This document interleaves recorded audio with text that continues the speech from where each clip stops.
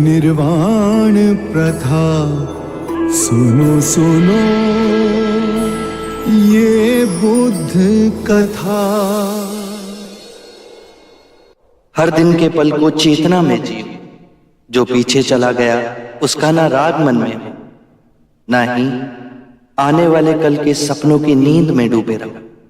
इसी क्षण अर्थात सचेत अवस्था में पूर्ण जियो। अंधविश्वास किसी पर मत करना, चाहे वो धर्म ग्रंथ हो या किसी महानुभाव का कहना, जब तक वो तुम्हारी अपनी बुद्धि और विवेक की कसौटी पर खरा ना उतरे। 4 आर्यक सत्य हैं। 1, जब तक सृष्टि रहेगी दुख मनुष्य के साथ छाया की तरह चलेगा। 2, इस दुख का कारण है वस्तु से स्वयं को पकड़ के रखना। जो वस्तु क्षणभंगुर है तो मार्ग क्या हो। 3, मुक्ति के लिए विवेक जगाना आवश्यक है। स्वयं को केंद्रित रखो, जो आए चाहे दुख की सूचना या आनंद की परछाई, उसके बीच स्वयं को स्थिर रखो।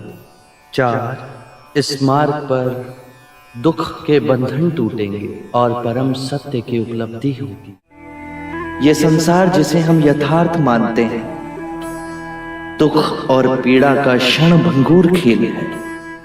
जो जन्मा है उसकी मृत्यु निश्चित है, यही सृष्टि का नियम है। अज्ञान ही सारी विषमताओं की जड़ में है। अज्ञान न पूजा न व्रत न चढ़ावों से समाप्त होता है। अज्ञान केवल ध्यान से दूर होगा।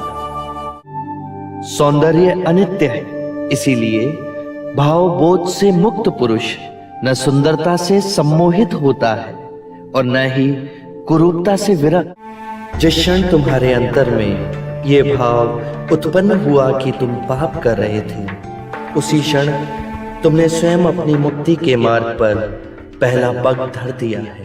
सत्य के मार्ग पर चलते हुए 2 भूल हो सकती है। पहला, पूरा रास्ता तय ना करना और दूसरा, उसे आरंभ ही ना करना।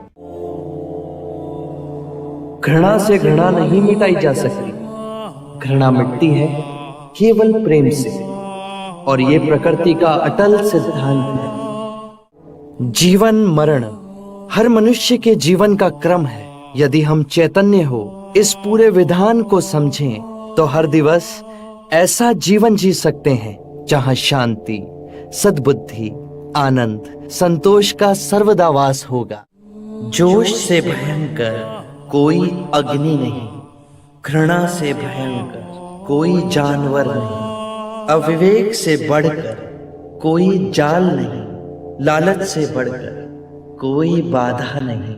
व्यक्ति का मन ही उसका सबसे बड़ा शत्रु है, जो उससे अनुचित कार्य करवाता है। हम जो सोचते हैं उसका ही परिणाम बनते हैं। अच्छा विचार अच्छा परिणाम देता है, बुरा विचार बुरा परिणाम। ये प्रकृति का अटल नियम है। करुणा से ही हम दूसरे जीव की पीड़ा समझ सकते हैं, उसका दुख दूर कर सकते हैं। हम कितनी भी पुण्य की बातें पढ़ लें, कह लें, जब तक वो आपके अपने कृत्य ना बन जाए तब तक कोई लाभ नहीं। आत्ममुक्ति के 3 चरण हैं, शीलाचार, ध्यान और ज्ञान। शीलों का आचरण करने से ध्यान साधना बढ़ती है। ध्यान साधना से ज्ञान का उदय होता है, जिससे शीलों का गहन आचरण संभव होता है। इससे हम लोभ, क्रोध और अज्ञान से मुक्त होकर आत्म मुक्ति, शांति और आनंद की प्राप्ति कर सकते हैं। इस शरीर रूपी जन्म में ही नहीं, शरीर के पश्चात वाली यात्रा में भी जैसा कर्म होगा वैसा ही फल होगा। जीवन का रहस्य है भय से मुक्त होना। कल क्या होगा, तुम्हारा या मेरा क्या होगा, किसी पे निर्भर ना होना। जैसे ही भय को अस्वीकार करोगे, पूर्ण मुक्ति मिलेगी। धर्म और संघ हम सब के अंतर में है। जागने की क्षमता बुद्ध है, जाग के जिस पथ पर चले वो धर्म है, और अपने पूरे मन को एकत्र करना संग है। और ये तीनों रत्न हम सबके अंतर में ही है। कितने भी धार्मिक ग्रंथ पढ़ लो, कितना ही उन्हें कंठस्थ कर लो, यदि वो तुम्हारे जीवन के कृत्य ना बने तो समझना कुछ भी नहीं किया। 3 सत्य हैं जिन्हें जन जन तक पहुंचाना है। उदार हृदय, दयालु वचन, सेवा में अर्जित जीवन और करुणा। यही 3 मंत्र मानवता का नव निर्माण करेंगे।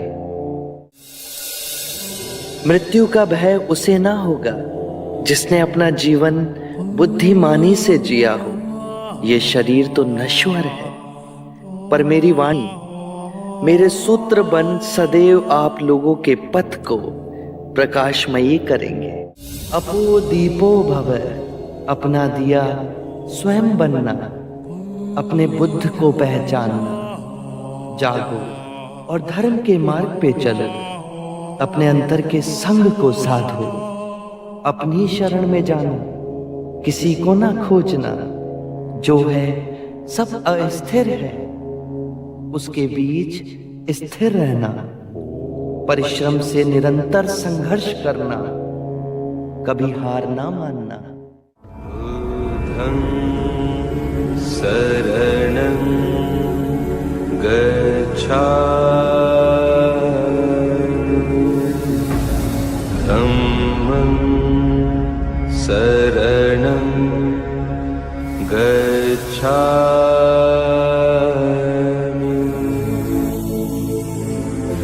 संघं शरणं गच्छामि।